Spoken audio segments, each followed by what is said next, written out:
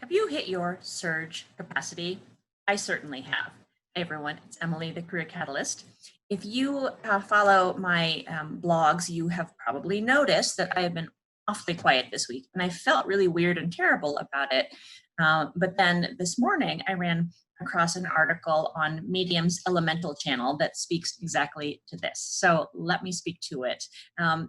What happens in a pandemic is that we kind of have this panic response as though as we would have to any kind of acute stress moment.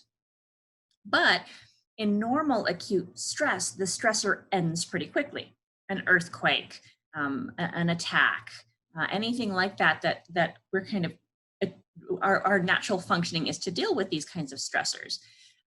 Pandemic is different because the acute stressor is also really, really long term. And so we spend all of these months in this weird kind of stress response to things. And the article actually talks about how this process of kind of dealing with all of this can be even harder for high achievers. And our culture is very oriented toward high achievement. And so, and I'm self-employed, so I also kind of have to do all of the things even on the days that I don't want to. And I think that's been an added stressor for me. Now, not to say I would give this up, but I think that's just kind of where we are right now. And what I really noticed this week was that I just kind of hit a wall. And so I was really able to continue having my appointments with people. Those really fuel me. I was able to have some really good discussions with people on topics that I care about, and those also fuel me. But I just was kind of not in this headspace where I felt particularly capable of just getting into my computer and writing some content. What I think is really important as a takeaway from this is that we're just in this time right now where this kind of new normal that everyone keeps talking about is just hard to deal with. And we kind of, I think, put pressure on ourselves to deal with it really, really well. But we're just gonna have times we crash and burn. And I think that is really okay and really a healthy place to be. Not all of the time, but sometimes. And one of the things that I'm trying to learn from this is that I really need to expect less of myself, and I need to be really kind and forgiving when I have those moments where I'm not particularly productive. And I hope you can take away something like that as well. The other thing that I think is really important as we continue to deal with all of this difficulty is to understand that there are different ways that we grieve and different aspects of grief. And I think what we're dealing with right now is this kind of weird, fuzzy, hard to define piece of grief. It's not like when you lose a loved one, or it's not like when you lose a job. There's a very kind of clearly defined piece of loss.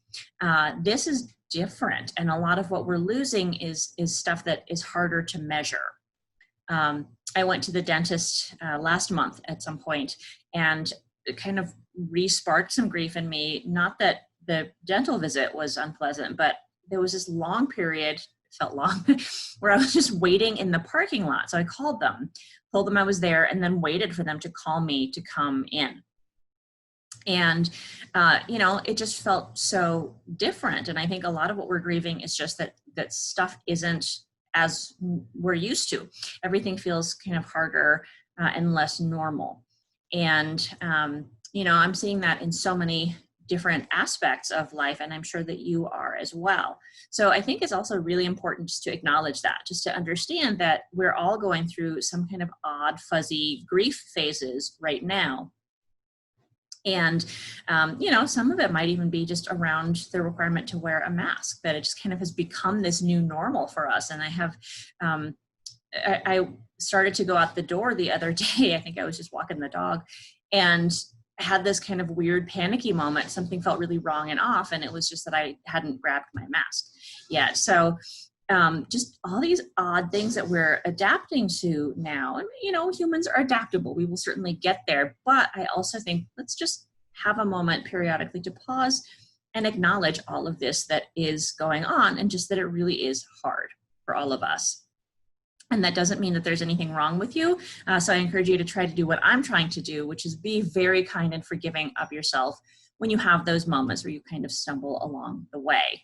What I'm planning to do to kind of help get over this is to have a couple of weeks where I really do expect a lot less of myself. I'm thinking I'll maybe make a couple of blog posts next week, but I won't I kind of imagine myself doing that 5 or 6 that I normally do. And I'm going to spend some time before and after my conversations with people, just taking a couple of nice, deep cleansing breaths.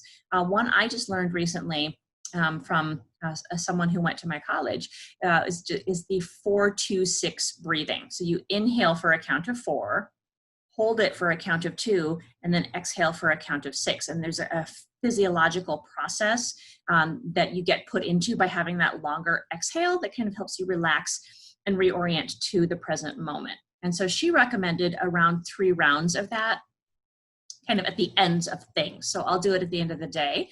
I'll probably do it when I finish this video, and I'll do it when I finish talking to my client. So try that out, and definitely let me know in the chat if you have any suggestions or any things that you found particularly helpful as you kind of hit this surge capacity or this inability to deal with this ongoing crisis that we're dealing with. And I'm going to put the article in the comments as well, but I hope you all have a nice rest of your week and weekend. And I hope we can all get some relaxing in as we go into the weekend and come to next week in a bit better shape.